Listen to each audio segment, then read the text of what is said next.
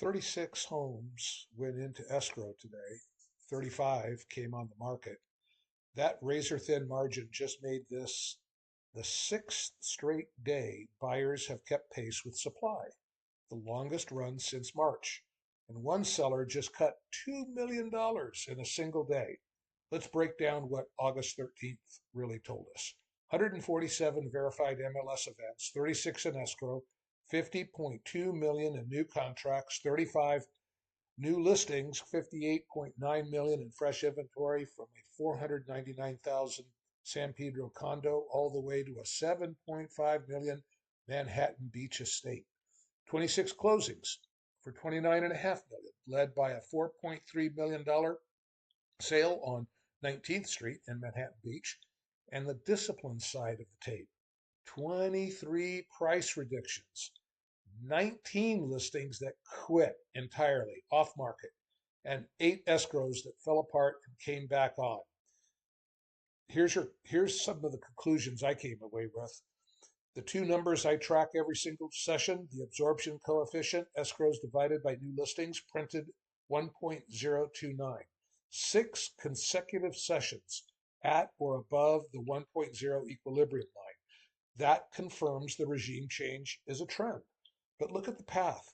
1.79, 1.89, 1.18, 1.0, 1.29, and now 1.03. Demand is holding altitude, not climbing. Not climbing. The Escrow Fragility Index, the share of contracts that fall apart, ticked up to 18.18%, still safely below the 25% caution line and below the 81 session average. So here's the actionable read. Buyers, the streak means well-priced homes are being absorbed. You cannot slow play the good ones. But decelerating absorption coefficient plus today's 35 debuts means your selection just got wider and sellers' pricing power is not growing. Bid decisively on quality. Negotiate firmly on anything 30 plus days old, and mine the $11.5 billion deals that are back on the market, deals that blew up. Inventory there, sellers are most motivated. Sellers, a stable Escrow Fragility Index says buyers who commit are closing. Your contract is safe if you attract one. With demand flattening at equilibrium, the era of naming your price is over. Price to the last 60 days of comps, launch strong in week 1.